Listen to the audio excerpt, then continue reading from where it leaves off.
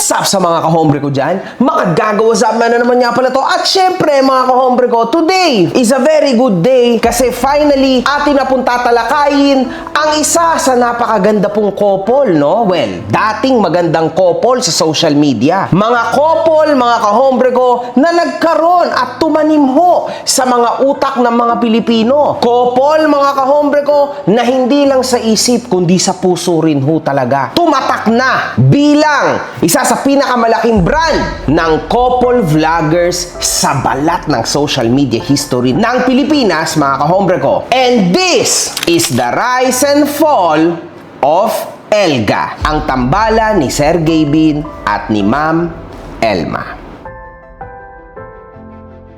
Hinahanap niyo ba ako sa Facebook? Eto na ang bagong Facebook ko, mga kahombre ko. Follow niyo ako.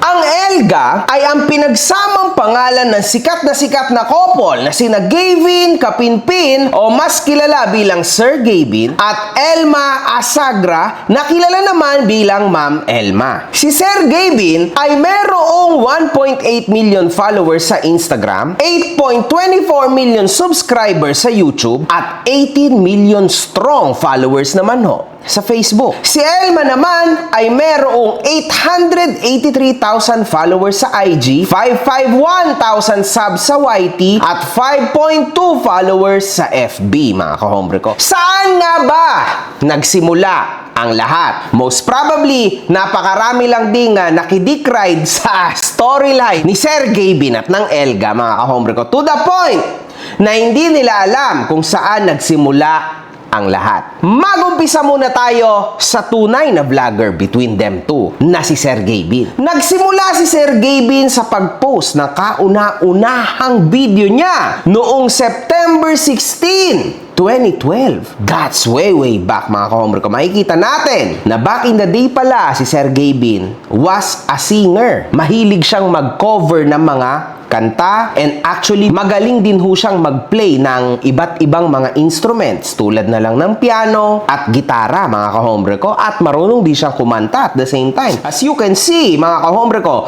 itong upload niya na ito, OST lang naman to, piano cover, so umani ho ito ng 266,000 views 13 years ago. That was big. Nung panahon na yan, mga kahombre ko, sa YouTube, pagka meron kang 100,000 or 50,000 views, that was a lot of views. So for sure, mga kahombre ko, ito yung views na naani niya nung panahon na yon, mga kahombre ko. Kasi hindi na ho nadagdagan. So, kumbaga, natabunan na to ng tuluyan. Pero ayan, dyan ho siya nagsimula. O, ayan.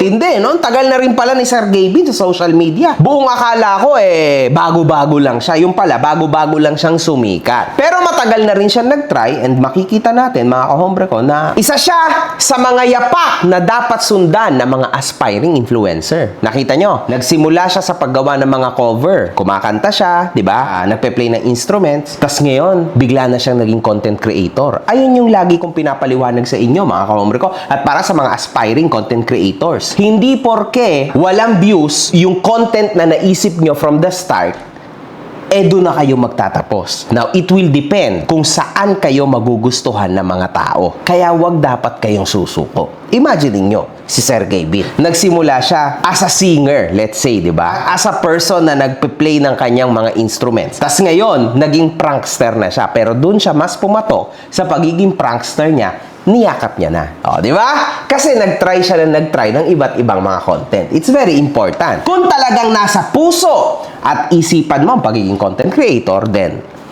ganito dapat ang gawin mo. At ngayon, mga kahombre ko, sinundan niya rin ho ito ng kanyang mga song covers. Ayan, makikita natin, mga kahombre ko. At sa totoo lang, maganda ang mga views niya pala even before. As you can see, 30,000, 35, 80,000. That was big nung panahon na yon. Lalo na sa mundo ng musika, mga kahombre ko, kasi mas mahirap po ang mundo ng musika. Mas mahirap hong sumikat sa mundo ng musika sa YouTube kesa sa pagbablog mo. Kasi ang platform ng YouTube ay ginawa talaga for vlogging, hindi for making songs, mga kahombre ko. I really respect yung mga YouTubers na nagsisimula sa ibang content tas biglang sisikat by doing different content.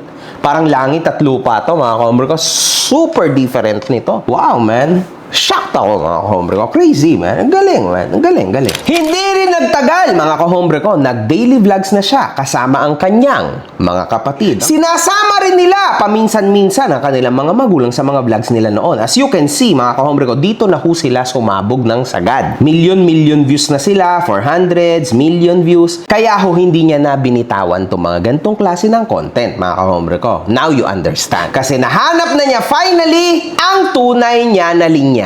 So, wow, respect sa part niya. Nakikita natin dito na parang napakabata pa ni Sergey Bin dito. So, mapayat pa siya. And, yeah. Sa mga panahong ito, unti-unti na rin niyang inilalabas si Elma sa kanilang mga vlog. So, medyo nagkakaroon na rin siya ng shifting dito. From family vlogs, nagkakaroon na rin ng halo na love team vlog. Alam niyo mga ka-hombre ko, sa kasangkapan upang maging malupet at successful ka na YouTuber, mga ka-hombre ko, dalawang kailangan mo. Dapat content machine ka na vlogger. Pangalawa, dapat meron kang kakopol na kasamang mag-vlog. Nasa kanya yung dalawang yon. So, ibig sabihin, mga ka-hombre ko, he was destined to be this big. Kasi mga ka-hombre ko, usually, bawat isang YouTuber, may isa lang nung dalawang yung katangian. Si Gaybin, mga ka-hombre ko, he has them both. Crazy, di ba? Incredible. Kaya siya naging ganyang kasikat. Ang galing, mga ka-hombre ko. Palakpakan natin si Gaybin. Ang galing. Bumilib naman ako. Bumilib talaga ako. Bumilib ako. Naniniwala pa ba kayo sa mga pinagsasasabi ni Norman Mangusin? Ako po, ipinanganak akong super yaman. Makikipagsunugan talaga ako ng pera sa kanila. Gusto nila, sunugin nila ako ng pera nila. Pero sisiguraduhin ko, hindi pa ho ako napapasok. Ubos na yung pera nila. O ayan, o Basya, naghahanap na ng relo. Ayaw, Wimbledon. Ito yung aking president. Ayan yung bracelet na hinahanap nyo. Sinabi nyo yung sinala. Tarantado kayo, minuto. Eh, bakit todo-todo po ang pasasalamat niya sa mga OFW? Ay, Hazel 21. Nagpalipad na naman si Hazel 21 ng USA. Thank you, Hazel. Thank you. Nakita mo na ba si Leia Weta? Nagpadala na ng 80,000 yen. Bukod pa ron, nagpapalipad pa rito. Tangina mo! Para ho sa mga OFW na awang-awa kay Norman Mangusin, huwag na kayong magpapadala kung saan-saan kasi may transfer fee. Baka maghalit niyan si Norman kasi may bawas pa yung ipapadala niyo sa kanya. Tangina mo? Ganito na lang. Para may libreng $20 pag pinadala mo yung pera mong pinaghirapan para kay Norman o sa pamilya mo, gumamit ka ng TapTap Send. Oo! Ang TapTap Send ay isang remittance money transfer application. At kilala ito dahil una, fast transfers ang pera mo darating agad. Papa-Gcash man yan, BPI, BDO at kung ano-anong bangko na may online. Napakasimple, di ba? Ngunit, huwag niyong kakalimutan na sa una niyong padala, basta ginamit niyo ang promo code ko na makagago, meron kayong libreng $20. Di okay. Ano pa ang hinihintay niyo? Palipad na kayo using TapTap Send.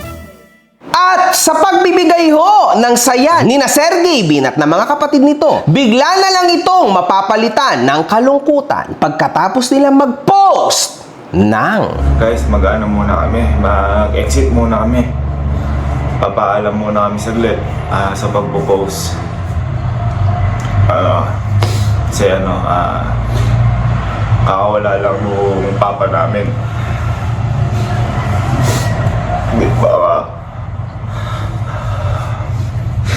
Baka di mo namin makapag-video kung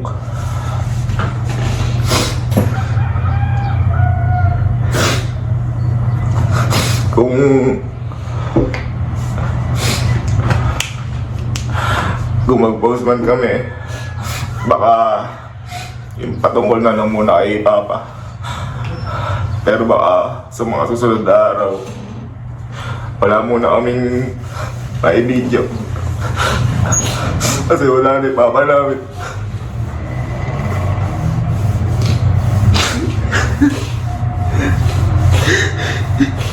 Hinihintay nyo siguro. Nasaan na ba ang fall part? Wala pa. Kasi ito pa lang ho ang simula ng lalong pagsikat ni Sergey Bin, mga kahombre ko. This was a negative, obviously, thing para sa kanila. Siyempre, tatay na wala. Mga kahombre ko, grabe ho yun, di ba? Matindi yun. Pero, mga kahombre ko, nagkaroon ito ng positive impact sa kanilang mga career. This content, mga kahombre ko, itong mahal na mahal ka namin, Papa, this was the turning point of their career. Pwede silang mawasak, masira, pero pwede rin silang umangat. At from here onwards, mga kahombre ko, pumutok ho ng malala ang kanilang mga pangalan, lalo na ni Sergey Bin, sumabog na ho ng sagad at dito na sila talaga tuluyang sumikat, mga kahombre ko. Sumobrang sikat na ho nila. So, I am back. So, mukhang kailangan ko naman ng balik dahil baka pagalitan na ako ng tatay namin dahil ang huling habilin nun pagpatuloy nyo lang ang pag-vlog nyo. So, tapos siguro ang pagpapahinga at pagluluksa. Baka pagalitan na ako ng tatay namin.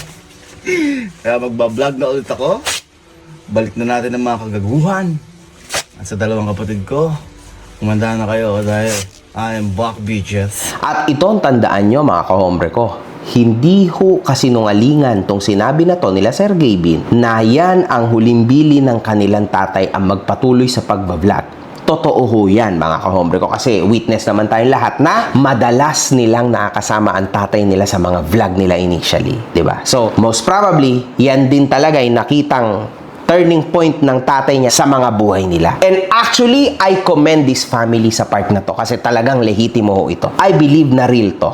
I really believe na totoo talaga tong part na to ng career nila. This is very real. Yan ang totoo dyan, mga kahombre ko. Anyway, ang tagal ng downfall, no? Kasi grabe, ang tindi ho talaga ng career ng Kapinpin Brothers, mga kahombre ko, o ni Sergey Bin. Napakatindi ho nito. Ito na, nag-appear sila kay Tony Gonzaga, mga kahombre ko. As you can see, 3 years ago, 6.5 million views.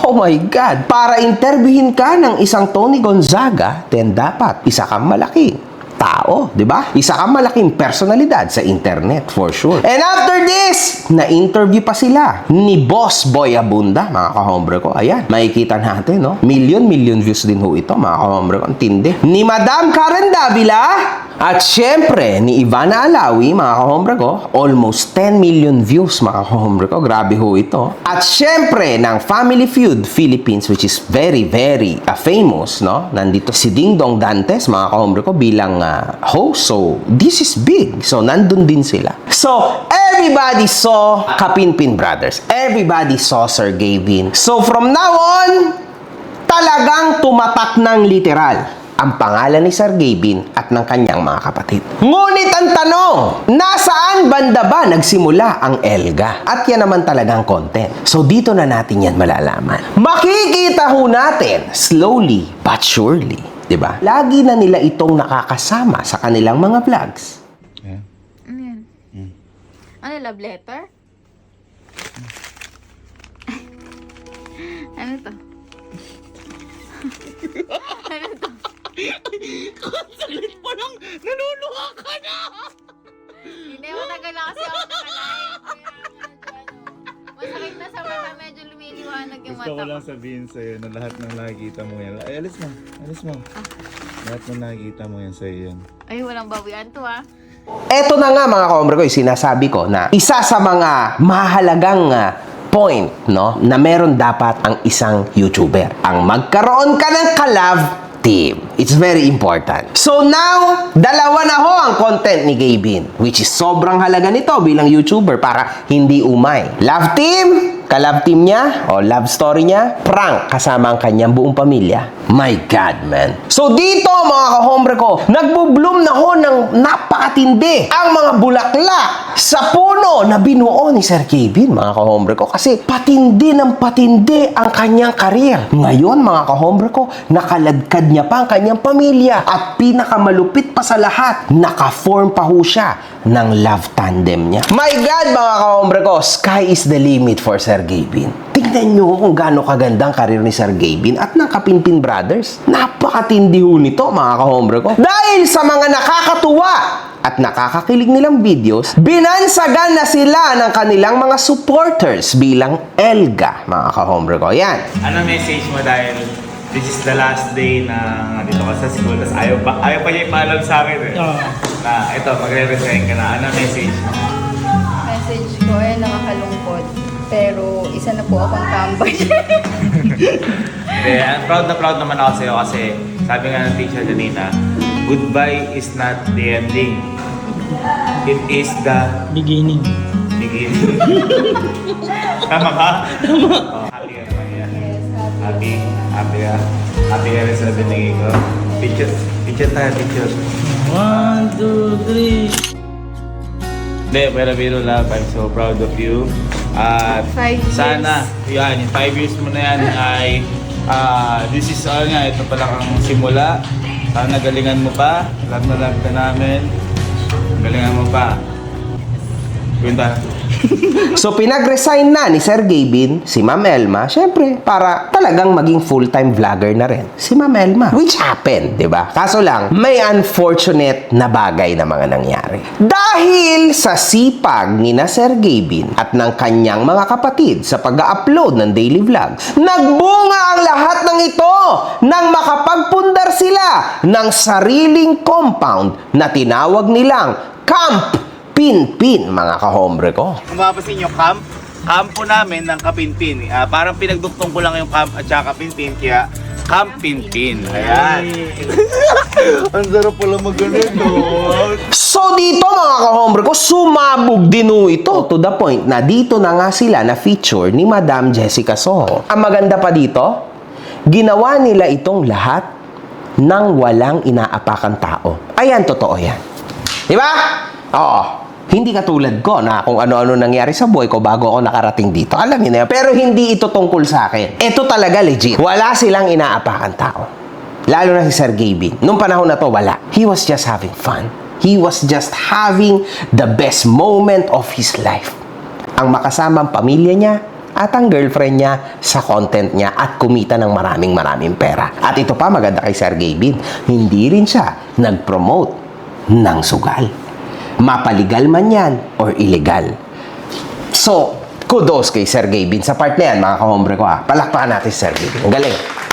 At hindi rin siya nag-promote ng kahit na anong party list, kahit anong, kahit sino senador. So, mga ka-hombre ko, this was all his might sa social media. At sobrang saya po namin dahil nagawa namin to nang napapakita po namin sa inyo. Yan. Kasi sabi ko nga po sa inyo, hindi po lahat mangyayari to. Walang house tour, walang ganitong bahay kung hindi po dahil sa inyo. Kaya maraming salamat po sa inyo, mga mami, sir. Maraming salamat din po, Lord. Maraming salamat kay Papa. Maraming salamat po sa lahat. Kaya sobrang hindi po kami magsasawang magpasalamat po sa inyo dahil sa narating po namin na to. Wala po kami dito kundi po dahil sa inyo. Ano na naman ba? Oo nga, andun nga. Sorry. Ay, wow, kasama. Ayan, okay na. Ayan, okay na. Beto na. Ayan, okay na. Ayun again, mga mamin sir. Maraming salamat po sa inyo. Sobrang saya po talaga namin yun. Hindi po namin nakalangit na nangyayari po sa buhay namin. And again, dito na po nagtatapos ang pangarap namin na House tour!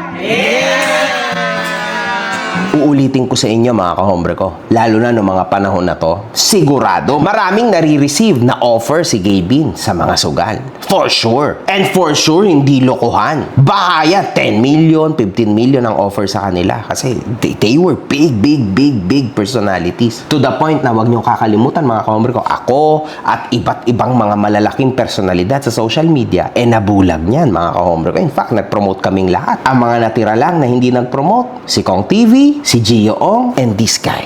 Kasi mga ka-hombre ko, yung ibang mga big YouTubers naman, hindi man sila nagpo-promote, pero nasa billboards naman sila. So, I think si Alex Gonzaga rin, no? Hindi rin siya nag-promote.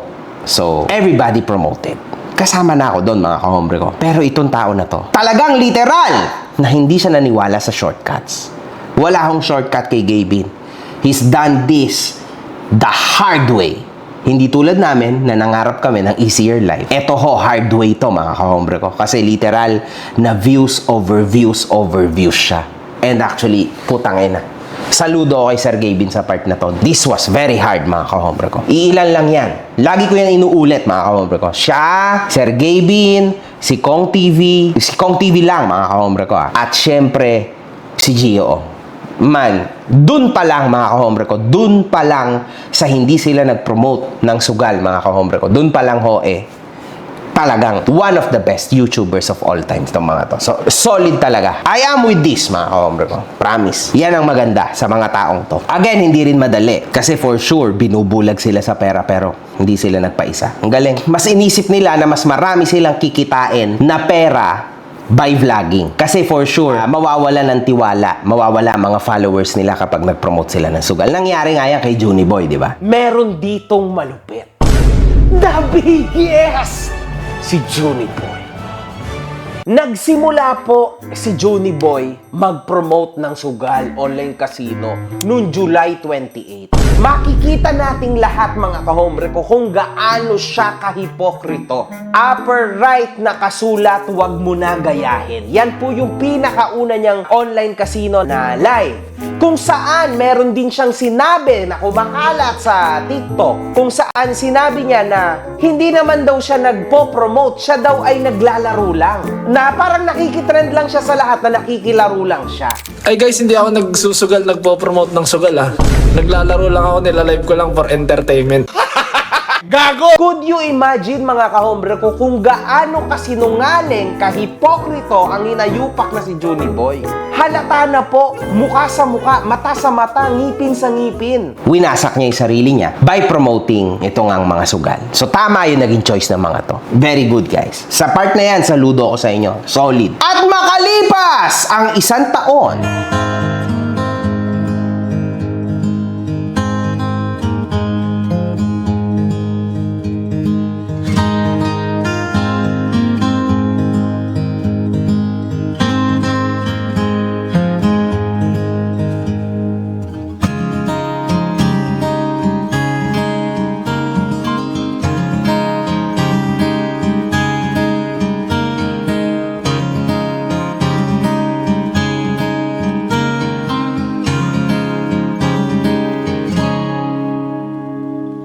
Hi guys! So ngayon ay magaganap na ang pinaka-iintay nyong house tour. Kasi po kayo kami ng house tour. Asa na yung house tour. So ito na siya guys. So house tour ko na po kayo sa aming dream house.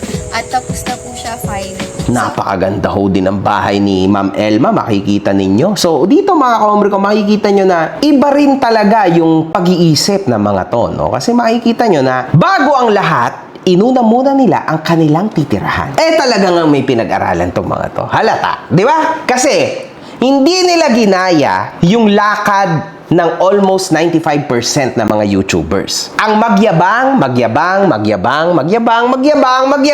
yan ang inuna ng 95% ng mga YouTubers. Itong mga to, mga kahombre ko, in all fairness, ang inuna nila ang bahay nila. Tama yon mga kahombre ko. Yun ho ang pinakatama sa lahat.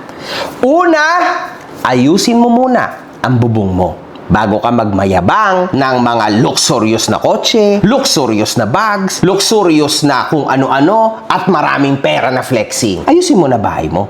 Make sure sa'yo yung bahay na iniyayabang mo. Ako mga kahombre ko, dyan sa part na yan, believe ako sa dalawang to. Because these people were young back then. Nung panahon na ginawa nila to. Early 20s pa lang sila, pero ganyan na yung pag-iisip nila. That's a good decision. Mawala na ang lahat, okay lang.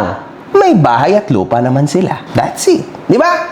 Hindi ka na mangungupahan. Yun yung pinakamahalaga. Makikita ho natin dito na sa murang edad, di ba? Nakamit na nila lahat. At baka at mukhang ito ang sisira sa nabuo nila. Bakit kamo? Everything came in their life ng sobrang bilis. Although naghirap sila, kaso the pace was fast. It was very, very fast na ang naging kalaban nila sa dulo, mga sarili lang din nila. Wala naman silang kalaban Mabalik tayo, wala silang inapakan tao. So, umangat sila by themselves. And now, hopefully, hindi sila bumagsak dahil sa kanilang mga sariling desisyon. wrong decisions. Tingnan natin mga kahombre ko. Sa gitna ng tagumpay ng kanyang pagbablog, hinarap ni Sir Gabin ang kanyang kauna-unahang matinding issue sa social media. Kumakalat ngayon mga kahombre ko ang issue ukol kay Sir Gabin kung saan nagawa nitong katatawanan ang paggamit ng bata sa isang content nilang may pamagat na slide na kinauukulan ng sex chair. Sa content na ito, nagawang biru-biruin ni Sir Gabin ang pangyayari at nagawang ipaslide ang bata doon sa sex chair. So ito po ay dinilit na ni Sir Gabin, mga kahombre ko. Ito yan, mga kahombre ko ha. Ito po ay sobrang pangit na situation. Kasi hindi to biro itong ganitong klase ng content, no? Maybe you understand, no, sa utak ng ibang content creators, madalas po nilalamon niya ng sistema. Kasi, tingnan nyo, tulad niya, consistent yung views, consistent yung reactions. So, hindi niya na yan naiisip na maybe this is bad. Kasi kung titingnan nyo, inedit nila yan, in-upload nila. So, marami yan na chances nila na i-check, di ba? Pero hindi na nila to naisip knowing na maganda yung fanbase nila and also tuloy-tuloy lang. Kaso lang mga kahombre ko, this is super foul. You just can't do this thing. Kasi tingnan nyo tong batang ito, ilang taon lang po ito and yet, pinapa-slide niya dito. First time ko siyang na-content dito sa issue na to. Kasi ibig sabihin, may masama siyang nagawa. Tama? Kaya ako to na-content. Sige, slide ka na. Slide dyan. And ito pa yung masaklap dyan, mga kahombre ko. I think ilang araw na yung nakalipas since nabili nila itong erotic chair na ito, no? Ang tanong, mga kahombre ko, hindi pa ba nila ito nagamit nung umupo na yung bata dyan? You never know, mga kahombre ko. We will never know kung iisipin mo, this is a big no. This is a no-no, mga kahombre ko. Grabe to. Could you imagine? Kasi they know exactly kung ano to.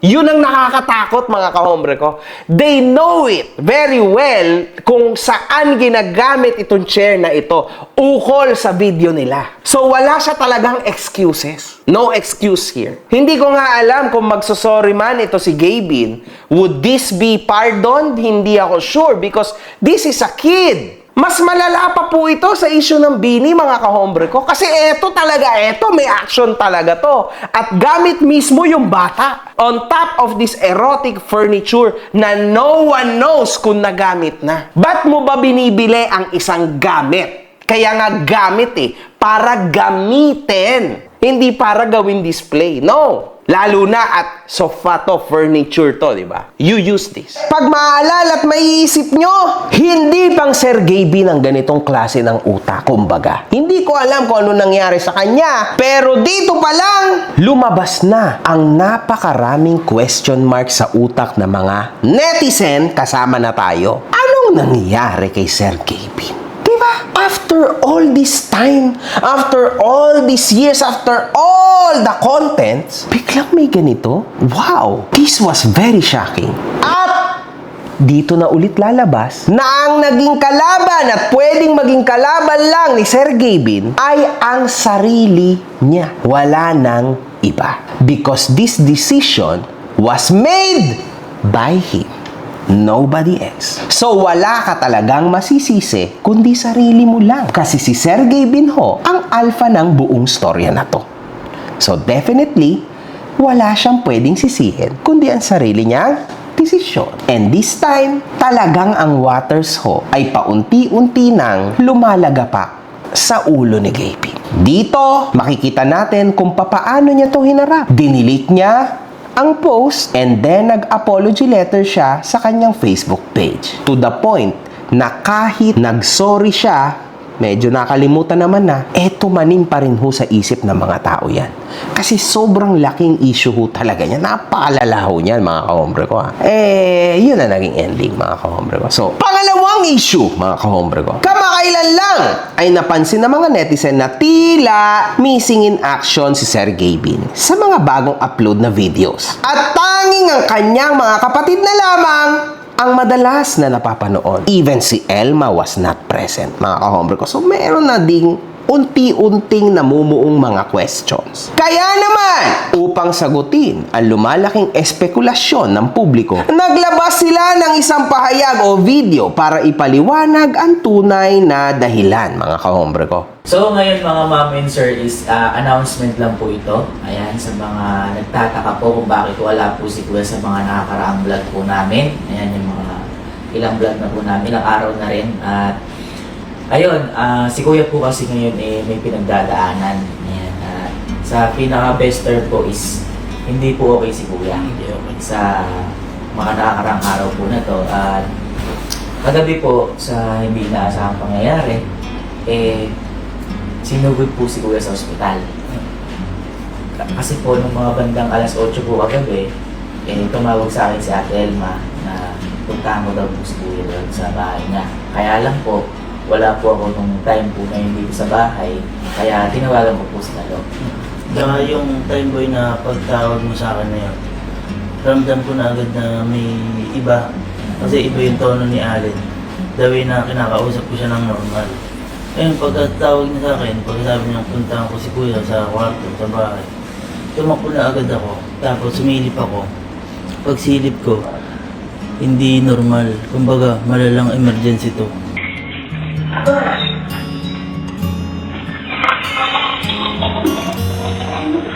Kasi first time ko nakita si Kuya na ganun, nakatirik yung mata. Ayun, ando si ate katabi, inaalalayan. Tapos ako, pumunta agad ako kay Kelsey para tawagin. Pinababa ko siya agad. Magmamadali kami bumaba kasi first time kong makitang ganun si Kuya. Talagang naninigas siya, nakaganon yung kamay niya, tapos nakatingin lang siya sa taas. Ako, di ko alam gagawin ko kasi first time ko maka-encounter nung ganun. Kahit sa ibang tao, ganun. Mahirap siyang mahirap siyang tawag dito, actionan kasi first time namin maka-encounter ng ganun and then nandun pa sa part na yun, so parang ayaw niya magpagalaw din. Kumbaga, magpapanik ka talaga. Kaya nung time din na yon, habang nasa labas din ako, tinawagan ko rin si Mama. Kasi syempre, yun agad yung una kong tatawagan din dahil andito si Mama nung time na yon, kaya alam ko, pumunta na rin agad si Mama.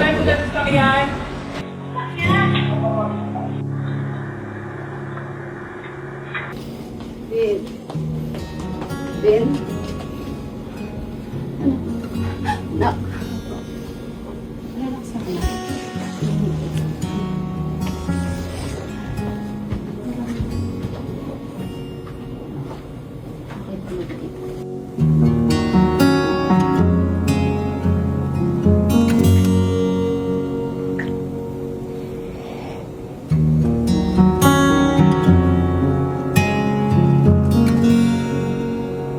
Naninigas si Kuya, hirap sa paghinga. Tsaka kahit ba yung... Kumbaga wala siya sa sarili talaga. Nung time na binubuhat namin siya, Matigas pa din. oo, matigas pa din siya.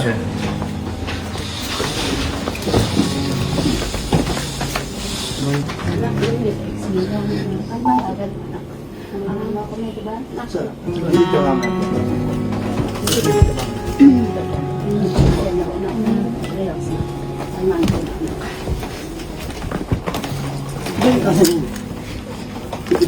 Kung mapapansin yun, basta naka-straight siyang ganun. Kaya binubuhat namin siya kahit sa ulo, sapo-sapo namin. Hanggang sa paglabas ng pinto, hanggang sa sa sasakyan. Inaano nga na, kuya, bubating ka lang namin kuya. Kumbaga, inaalalayan namin siya kasi anytime baka mamaya kung anong mangyari, hindi natin masasabi. Kaya ayun, dinala namin sa ospital.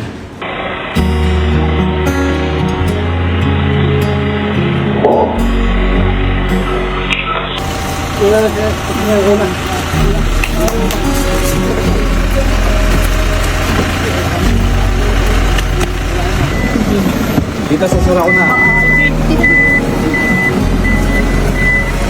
Ang kasama naman doon, sila Ate Elma, sila Tita. Kumbaga, ina-assist pa rin, ginaganon-ganon yung kamay kasi nakaganon talaga yung kamay niya. Matigas. Yung tigas na kailangan ma-massage para ma-relax.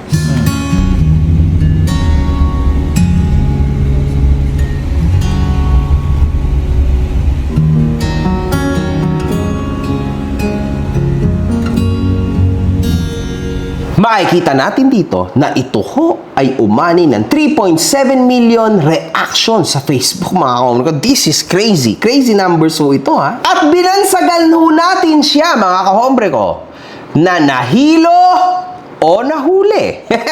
Alam nyo kung ba't lumabas ho yung espekulasyon na yan ay dahil sa mga kupal na tao sa Reddit at sa internet, mga kahombre ko. Alam nyo naman, marami mga chismosa sa internet tulad natin na nagsabi o nagdesisyon na ganito siguro si Sir Gavin, ganyan si Sir Gavin. Pero mga kahombre ko, ito ho ang nakakalungkot sa part na ito. Kasi, bakit hindi nyo na lang agad inamin, tama? Pwede nyo namang aminin na agad, di ba? Kasi, knowing your internet engagement, dapat alam nyo na kahit konting hinga nyo lang, pwedeng gawan ng argumento o peking storya o haka-haka o spekulasyon ng mga tao. Malamang, kayo nga nag-build ng fame nyo. Kita nyo, ang ganda ng buong storya nyo. So, what do you expect? Ang ine-expect ng mga tao ngayon dito, magsabi kayo ng totoo. Yun lang yun, man. Yun lang yun. Ngayon, kung sana, inunahan na lang nila na, okay, na-hospital ako kasi niloko ko si Elma, kasi na-out of love na kami ni Elma, baka ho iba. Para sa akin, sigurado. Ibang-iba. For sure, wala nang kahit na anong issue at haka-haka. Kaso, they did the opposite round ng ikot, mga kahombre ko. Hindi nila sinunod yung tamang ikot. At ang isa pa, na baka ito na po yung huli naming beses na gagawin na mag-post kami ng aksidente o magsabi ng problema sa inyo kasi ang daming haka-haka, ang daming nadadamay. lumalabas. Sabi niya magpahinga kami. Sabi niya magpahinga kami, tapos ang nangyari, nung nagpahinga kami, nung nawala ako, Nahanap na. hiwalay na daw po kami. Guys, hindi po kami naghiwalay, okay? Hindi po kami naghiwalay. Isa pa, isa marami na nadadamay. Isa, best friend ko, Si Karen. Diyos ko, yun daw yung reason ba't kami naghiwalay. Yung, Anak na yun. may anak asawa na po, tsaka, Diyos ko, nakita lang nila yung throwback picture. Mga picture lang dati. Yun na daw. Okay? Tapos, yung tropa ko din sa La Union, si Ira. Dami sa TikTok. Kung ano-ano yung lumalabas sa TikTok, may nakita rin na kumakain kami na marami, magkatabi lang kami. Hindi dahilan kung ba't kami nag-iwalay. Guys, hindi yun. Tropa po yun. Tropa yun, guys. Tropa po namin. Alam po ni Elma yun. Kaya, pati si Ma'am Pao, yung sekretary po namin dito. Diyos, may asawa na yun. Diyos ko, may asawa po yung kasal po yun. Yung asawa po ng kaibigan po namin. Yes. Nalilink sa akin. Minsan nalilink kay Kelsey. Hindi lang naman sa akin. Kay Kenneth, kay Bernel. Diyos ko guys, nakakahiya. Kaya kami, kinontak ho namin kagad sila. Kasi hiyang-hiya po kami. Actually, natatawa lang naman po sila sa mga nangyayari. Kaso nga lang, kami nakakahiya kasi hindi po nila alam na nadadamay. At hindi lang po yun, marami pang... Sa iba yung mga comment ng tao. Ang dami pong kinokonekta. Kaya baka huli na po namin yun na kasi nakakatakot. Ang daming nangyayaring hindi totoo. So, itinatanggi niya! Hindi daw totoo, mga kahombre ko, na naghiwalay na sila. Alright? So, kumbaga, binigyan niya na ng magandang tuldok. Bang! Hindi kami hiwalay ni Elma. As you can see, okay naman kami ni Elma. O, yan, mga kahombre ko, ha. Ngunit, ayan na ho!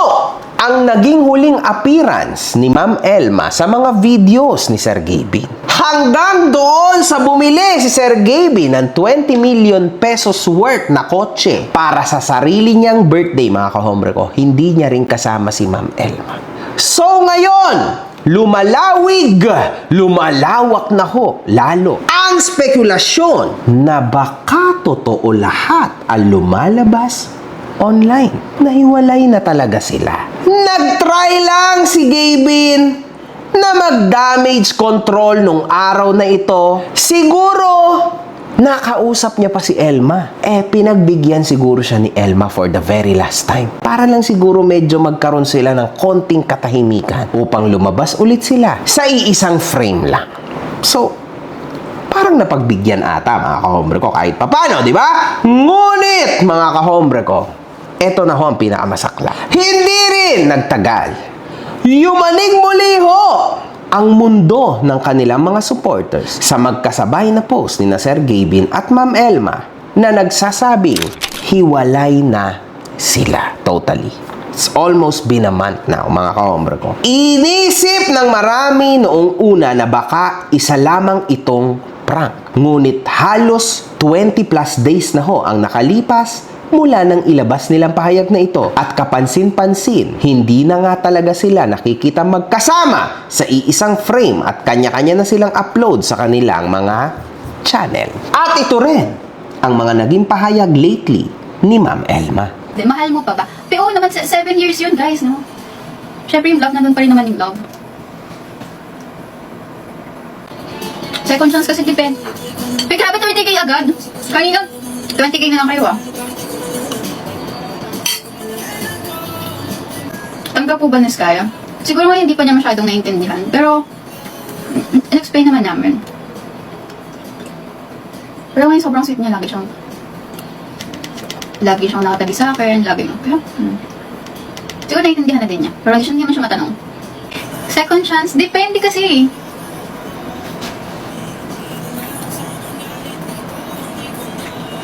Hindi ko rin sure kasi wala pa. Ano ba? Pag-isipan ko muna.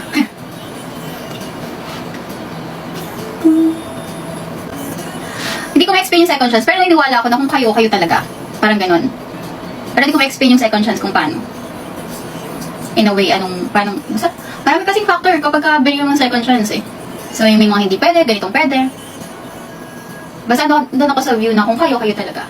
Kung tinadhana lang kayo, pero, pinagtagpo lang kayo, pero hindi tinadhana. So, baka mayroong iba. Or may ibang will sa Lord. Huwag na pa ulit-ulit tanong.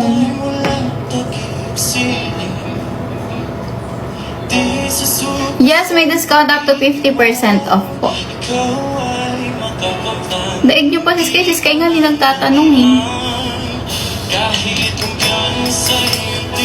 Nagalit, and the joke lang. Ayan, tumataas na may viewers.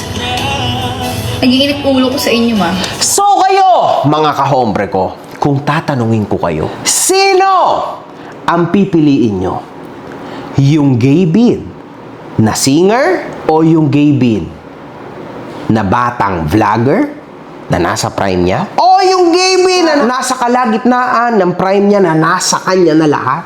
Family vlogs and couple vlogs? O yung gay bin na nag-start na mag-flex ng kung ano-anong karangyaan sa buhay to the point na parang nakalimot na siya kung saan nga ba siya nagmula. Para sa akin, mga kahombre ko, yung best version ni Sergey Bin ay nung umpisa. Nung wala pa yung Elga. Kasi yun talaga yung malupit. Doon mo makikita kung gaano katindi ang utak ni Sergey Bin.